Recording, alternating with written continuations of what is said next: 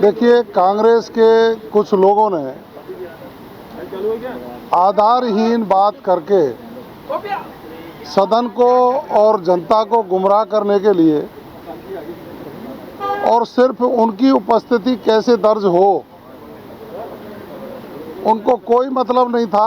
आंकड़े क्या हैं, नियम क्या हैं, कब कब जिलों का गठन किया और किन किन सरकारों ने किया, उनको सिर्फ जनता को ये दिखाना था कि हम आपके बारे में बोले हैं।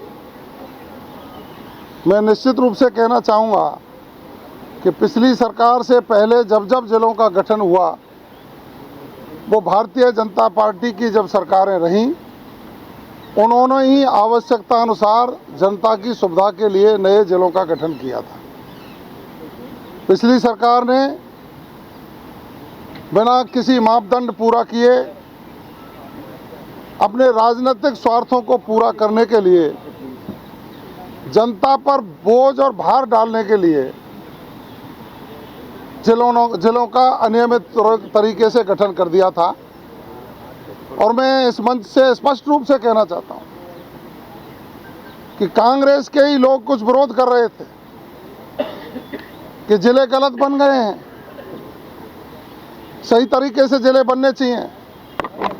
और भारतीय जनता पार्टी ने अपने संकल्प पत्र में कहा था कि जिन राजस्व इकाइयों का जिलों का गलत तरीके से गठन कर दिया गया है, उनकी समीक्षा करेंगे और जो जनहित में निर्णय होगा वो हम करेंगे।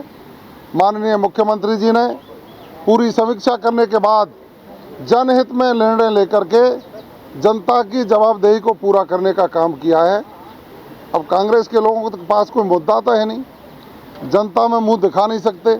आप गंगापुर जिले का ही उदाहरण देख लीजिए, उसमें जो करौली के हिस्से को शामिल किया था, वो लोग पुरजोर मांग कर रहे थे कि हम गंगापुर जिले में नहीं रहना चाहते, हमको करौली में शामिल किया जाए।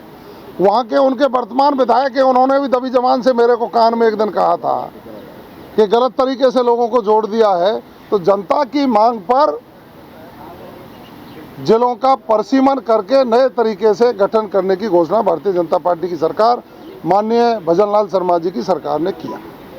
धन्यवाद। लेकिन कांग्रेस का आरोप था कि क्राइटेरिया जो था रद्द करने का, वो आप सही तरीके से उन्हें नहीं बता रहे हैं। अब देखिए, विपक्ष के पास ना तो विजन है, ना आंकड़े हैं, ना उनके पास क्राइटेरिया है। वो स्वयं बता दें उन्होंने कौन सा क्राइटेरिया तय किया था नए जिलों के गठन की घोषणा पर।